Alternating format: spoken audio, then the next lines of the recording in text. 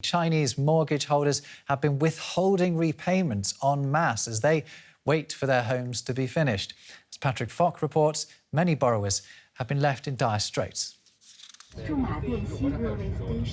As you approach this part of Henan province by train, you see it bears all the hallmarks of China's growing crisis. In the distance, unfinished construction projects are scattered across the city. This is Jumadian, a city of around 7 million people in southern Henan province. Li Chen bought a home here in 2018 for just over $500,000 yuan, the equivalent of around 75,000 euros. The developer was meant to complete the project in 2020 but ran out of funds. Li didn't want to show his face on camera, fearing possible retribution, but he was fed up and desperate to speak out about what's happened to him. I bought the apartment in 2018. It was agreed it would be ready in 2020. But they stopped work in 2019, and they're still not working on it now. The apartment has been left to rot ever since. The day we visit, other home buyers come to meet Li as well. Among them, an elderly woman with 3 young girls in tow. She's their grandmother. Their parents are migrant workers and live far away in the south, saving for the family. She looks after them here. She says she fears their home will never be finished and the girls won't have anywhere to live. Well, one of the things that's really extraordinary here and really gives you a sense of the scale of the problem is this whole road is lined with unfinished buildings, one after the other, as far as the eye can see. The homeowners here say there are thousands of people in Jumadian who have bought unfinished homes. With nowhere else to go, some are even considering moving into these ramshackle buildings. But there are hundreds of thousands of others across China in similar situations who are simply refusing to keep up mortgage payments. That may be a problem not just on the developers, but also for the banks and also for the economy as well. Patrick Wong is a real estate analyst with Bloomberg Intelligence. He says policymakers may need to shake up the practice of buyers paying developers before completion. Nearly 90% of all homes in China are pre-sold. In the past, we really rely on the pre-sale contract sales to fund the project development or to fund even the internal financial resources or buying new land. The crisis has piled pressure on the government and stirred social unrest. Many people have expressed sympathy for victims like Li. I just want everyone to be able to see that ordinary people are drowning in misery. People have nowhere to voice their grievances.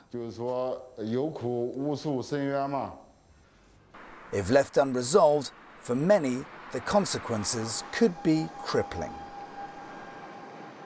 Well, for more on this, I'm joined in the studio by our resident China watcher, Clifford Coonan. Clifford, we heard the phrase there, drowning in misery. It's a miserable time for the people that own these apartments. Have they got any hope of them ever being finished?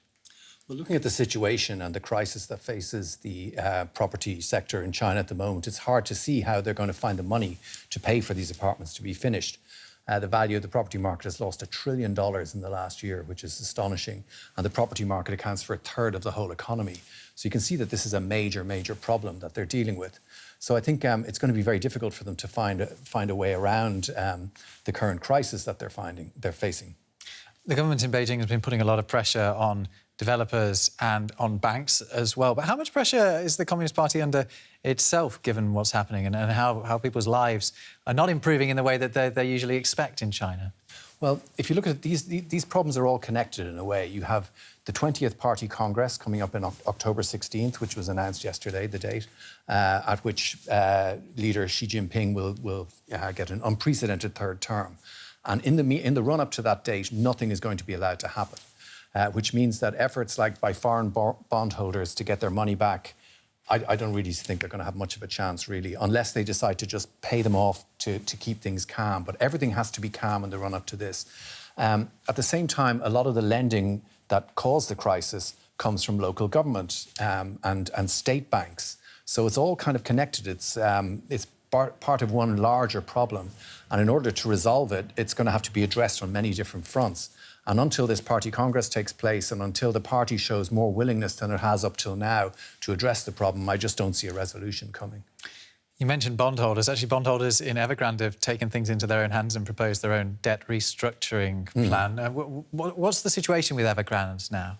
Yeah, well, I think Evergrande is, just looking at on the share side, analysts are saying that the shares are worth nothing. Everyone is expecting it to go bankrupt. It's got this restructuring is sort of a last-ditch attempt, I think, to try and get some money out of it. But foreign investors, because of this complicated structure that we have, foreign investors are going to be way down the food chain when it comes to getting any money out of this situation.